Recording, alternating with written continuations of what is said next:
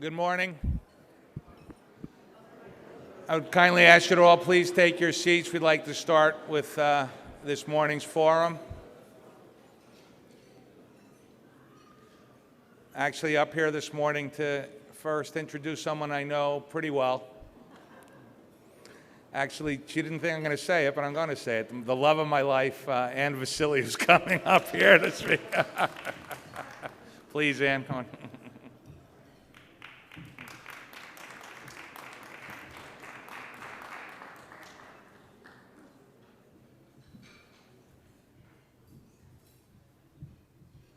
Good morning, everyone.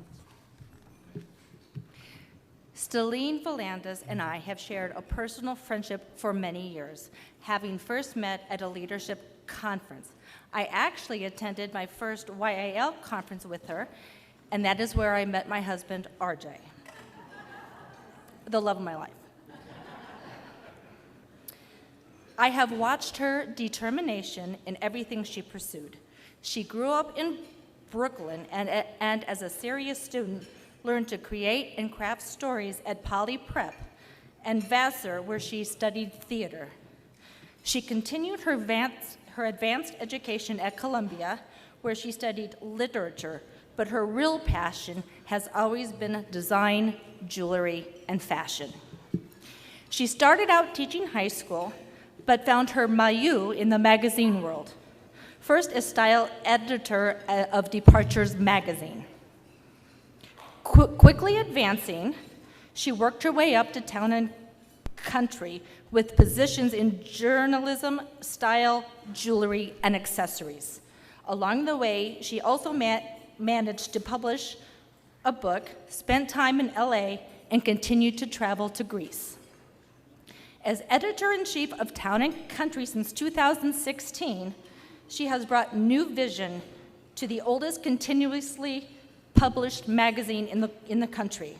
In her spare time, she has also become an all-knowing guide to New York City. Stellene is deeply motivated by her faith and heritage. She knows where she came from and where she is going. I am so very proud of her achievements and cherish her friendship. We thank her very much for being here, as her busy itinerary takes her to Paris on Monday for Fashion Week.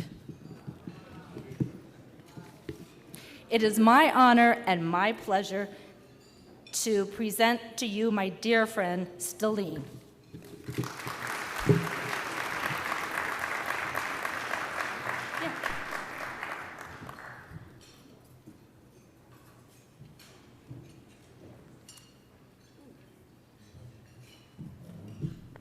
Good morning, everyone. It's wonderful to be back here at Leadership. I used to come to the conference almost every year with my parents, who are here today and who are early members of Leadership. And I have such wonderful memories of La Costa Resort in Carlsbad, California, and the Breakers, and one conference also here at this very hotel. And I met so many wonderful people, some of who I saw last night, and some of who I have kept in touch with for all these years. So I'm going to begin with Homer, but just bear with me here. There's a reason for it. There's a new translation of the Odyssey, and it's the first ever done in English by a woman. Her name is Emily Wilson. And it's a radically modern translation, super readable. And at the beginning of the Odyssey, Wilson repeats a line over and over and over again. The line is, "Find the beginning." And when I read this new translation, the idea of finding the beginning struck me as particularly Greek. We are a tribe that cherishes origins, that cherishes the idea of where you came from and how it determines where you are going and how you will be. So I think often of how that translates to conversations when I'm in Greece. The first two questions are generally, "Apo pou είσαι, ποιον είσαι?" Where are you from? Who are you from? So I'll tell you. Where I am from. Arna, Laconia, Greece, a small mountain village on the eastern slopes of Thaiatos. I was told in this room I should also say Avgonimachios, but I will tell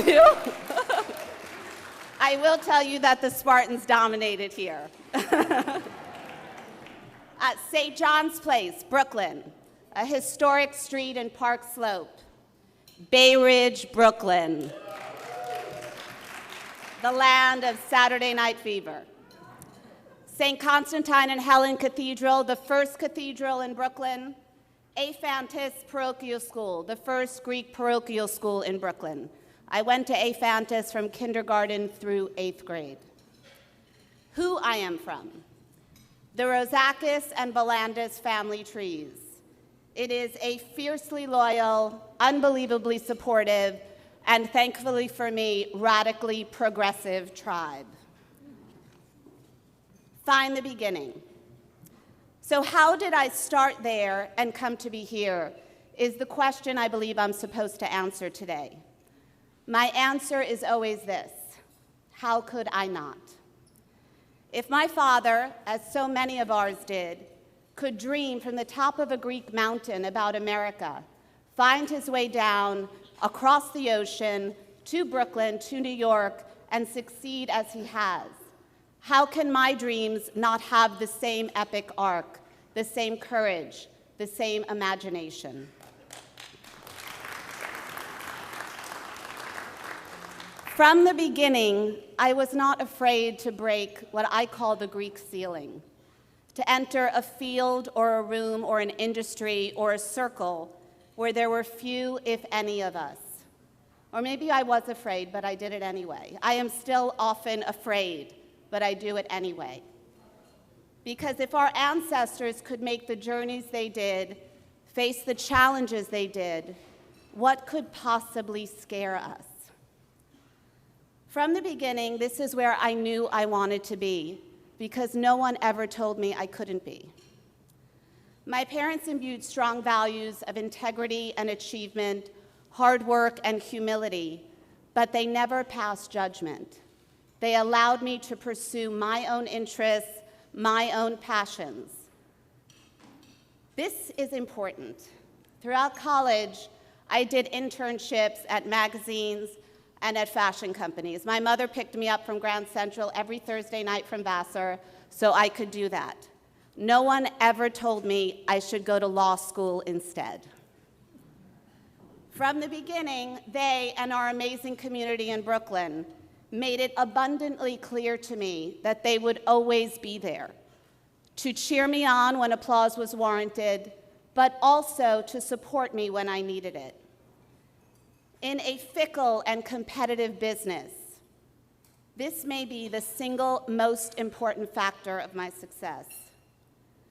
My family and my community taught me that achievement and success really matter, but they're not what really matters.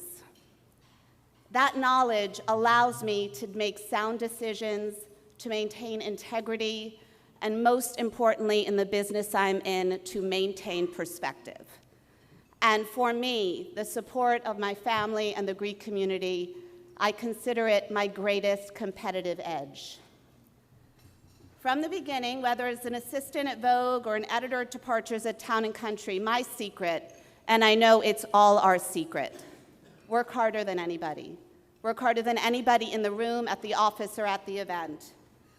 To quote Karl Lagerfeld, not Greek, but okay, there is no secret to life. The only secret is work. Get your act together, and also maybe have a decent life.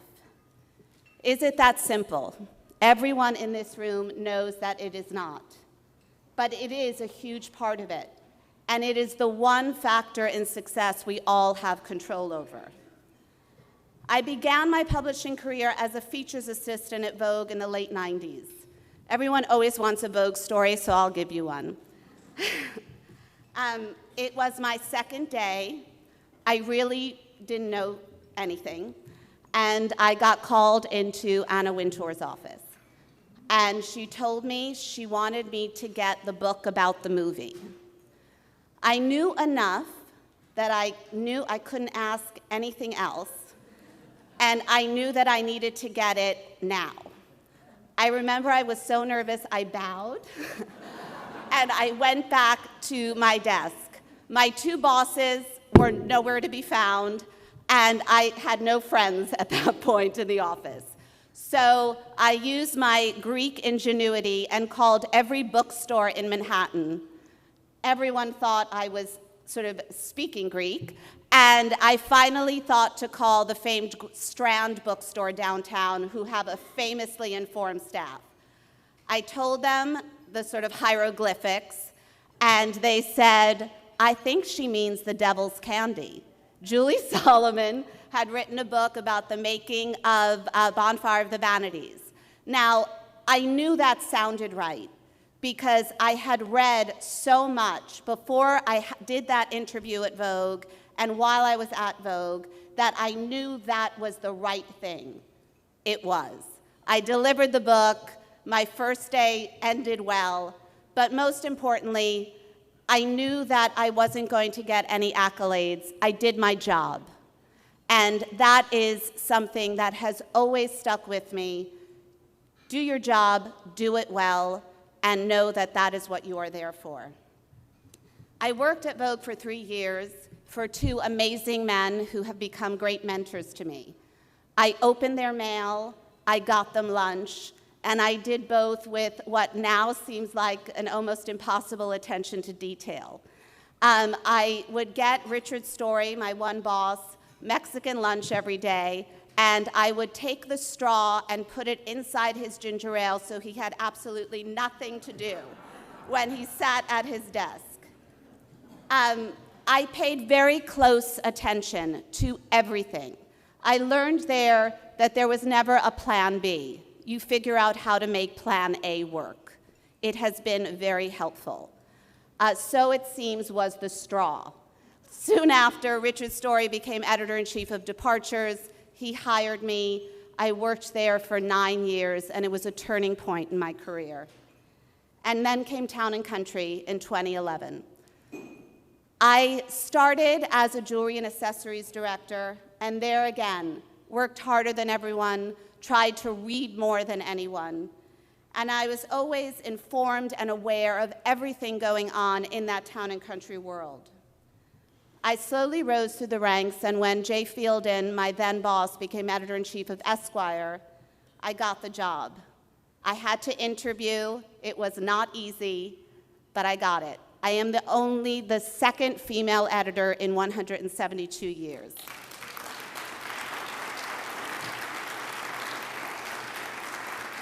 And needless to say, the first Greek. And know that that does not make me proud of me, that makes me really proud of us. It has allowed me to present a view of being Greek American that I want to express to the world. And trust me, there is no one who reads Town & Country or follows me on Instagram who does not know I am Greek. It has allowed me to support young Greek artists, especially young Greek jewelers, and you should know we are absolutely dominating in the jewelry world. I am able to write editor's letters, like the most recent one, about the fierce power of Greek grandmothers, and I think I have finally convinced the world that Athens is more than just a stopover to Mykonos. But this is what really makes me happiest.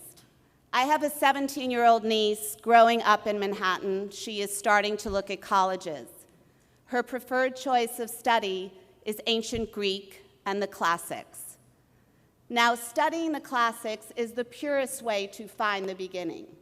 The fact that a third-generation Greek girl on the Upper East Side wants to do it, that is the future. So thank you, and I would love to hear any questions you have for me, because this is a forum. So.